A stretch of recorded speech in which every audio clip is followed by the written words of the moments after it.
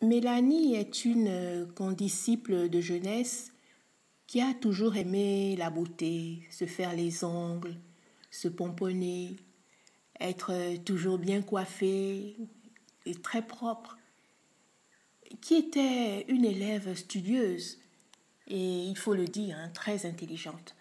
Elle a obtenu son baccalauréat série scientifique à l'âge de 16 ans. Et à l'époque, c'était plutôt rare.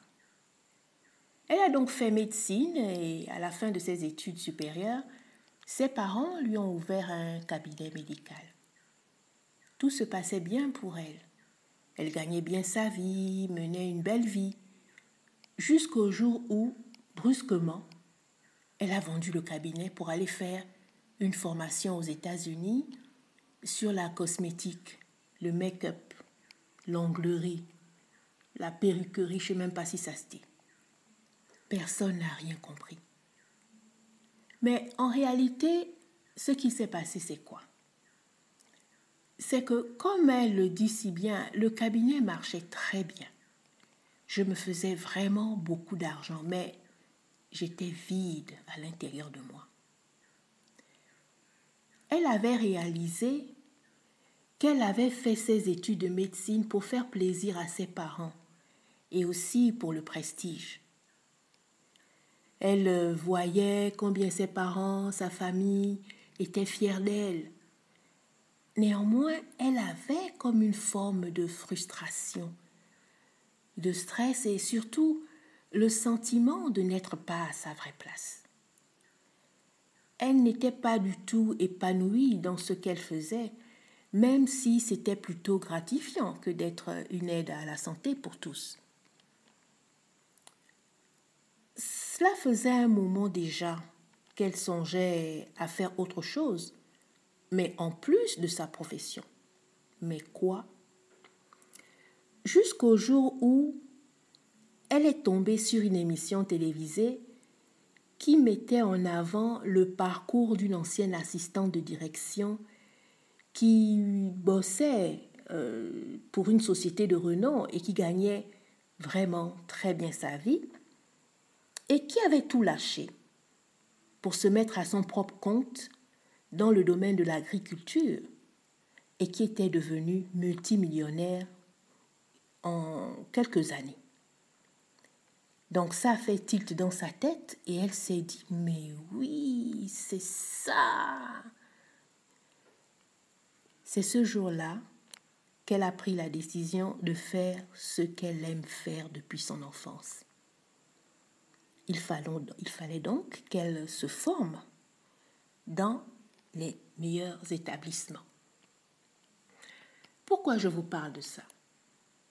Et des exemples de ce genre, il y en a des tonnes. Voyez-vous, plusieurs d'entre nous vivions dans des clichés qui ne sont pas à notre avantage. L'éducation que nous avons reçue de nos parents, la société, nous donne un mode de conduite qui correspond à la norme. Et nous le suivions parce qu'on se dit que c'est bien, on se disait que c'est bien, c'est ce que tout le monde fait, donc c'est ce qu'il faut faire. La société nous empêche d'accomplir notre mission. Parce qu'il faut le savoir, nous sommes tous en mission ici sur Terre. Chacun de nous a une mission universelle qui est d'aimer grâce à une mission particulière qui lui permettra d'accomplir cette mission universelle. C'est la vocation. Tu es né d'emblée avec le don qui te permettra d'accomplir cette mission. Il est tellement important que tu saches qui tu es, tellement important que tu saches quelle est ta mission de vie pour t'éviter de te disperser. Et la parabole des talents illustre bien cela.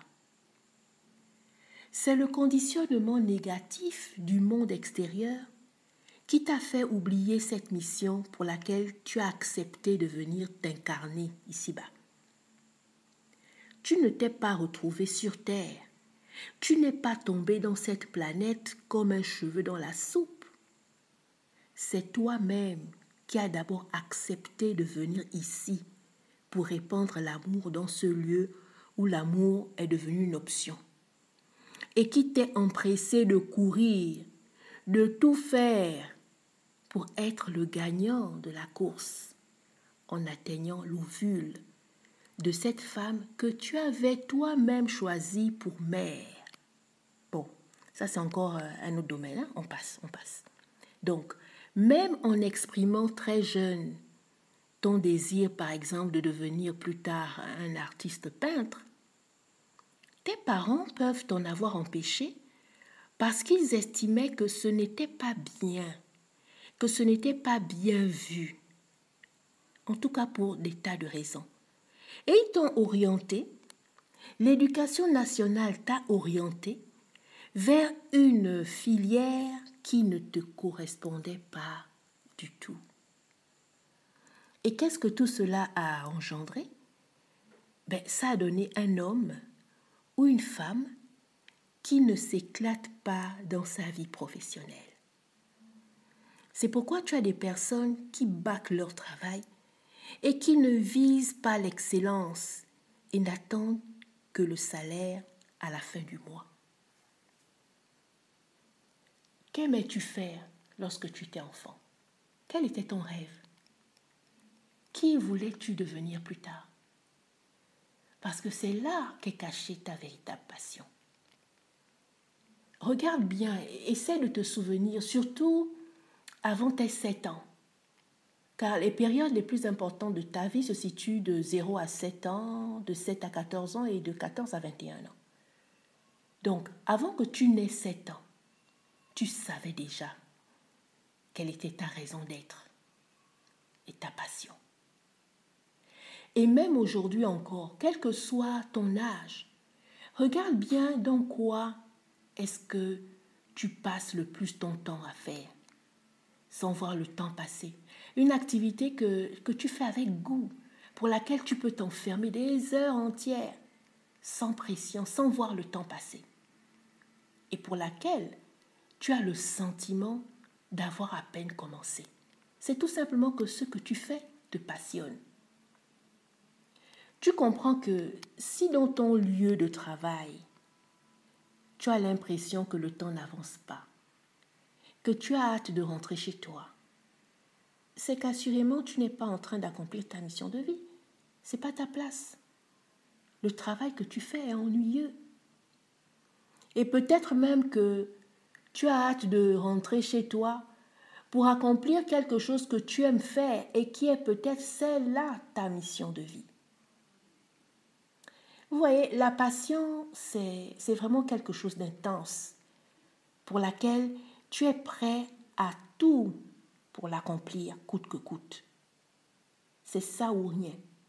Tu es convaincu et tu as la certitude que c'est ce pourquoi tu es venu au monde. Comment? C'est que tu le sais, c'est tout. C'est donc ta passion qui te permettra de déterminer quelle est ta raison d'être ici sur Terre. Donc, si tu te demandes comment est-ce que tu peux faire pour mener une vie à ta juste mesure, une vie qui te corresponde vraiment, il va falloir que tu te remettes dans la peau de qui tu étais entre 0 et 7 ans. L'âge où tu rêvais d'être ceci ou cela. Quel que soit ton âge, remets-toi à rêver en prenant en compte ou en considération ce qui compte vraiment pour toi dans la vie et ce que tu veux réellement. Et crois-moi, il n'y a aucune honte, par exemple, à vouloir être milliardaire en dollars. L'essentiel, c'est que ce soit vraiment cela qui te fait vibrer. Comment te vois-tu vivre cette vie d'opulence? Comment imagines-tu ta vie idéale? Milliardaire ou millionnaire, oui, Mais comment occuperais-tu tes journées? C'est un exercice qui va te demander du sérieux et de le faire dans le calme en notant tout dans un cahier. Et n'hésite pas à y mettre tout ce qui te passe par la tête. Autorise-toi le meilleur. Vois-tu, réécrire ta vie, c'est te voir, c'est t'imaginer vivre une nouvelle vie. Et pour matérialiser cela, pour faire en sorte que cela arrive, il faut que tu agisses. Comment? Eh bien, en commençant par changer ta manière de vivre. En sortant de ta zone de confort, à rencontrer de nouvelles personnes, à faire de belles choses, des choses épanouissantes que tu n'avais pas l'habitude de faire. Si ton rêve est de devenir mannequin, top modèle, pilote d'avion, enseignant ou autre, parle-en autour de toi. Parce que c'est à ce moment-là que les opportunités se présenteront à toi. Le bouche à oreille fonctionne parfaitement. Et n'oublie pas que tu es dans une phase où tu es en train de mettre en place ce qui va amener à manifestation ton rêve. Alors ne te ferme pas et ôte de tes pensées la croyance selon laquelle les gens casseront ton rêve. En parlant autour de toi, quelqu'un peut t'ouvrir les portes pour justement accéder à ton rêve. Et une fois que tu auras découvert quelle est cette passion, quelle est ta mission de vie, assure-toi de faire en sorte que cette mission soit une solution pour les autres. C'est dans ça que se cache la notion d'amour dont je parlais tout à l'heure. Ta mission de vie est une solution aux problèmes, aux difficultés, aux besoins des gens. Ta mission de vie doit impacter des hommes ou des femmes, ou les deux. Donc, si tu cherches encore, que tu t'ennuies dans ce que tu fais actuellement dans ton lieu de travail, que tu ne te sens pas à ta vraie place, alors suis cette démarche que nous venons de voir. Parce que crois-moi, c'est un investissement qui en vaut la peine. Essaie de voir si tu es quelqu'un qui, depuis l'enfance, aime enseigner, ou alors nourrir, ou aider, ou inspirer, ou qui aime servir, qui aime soigner, qui aime protéger.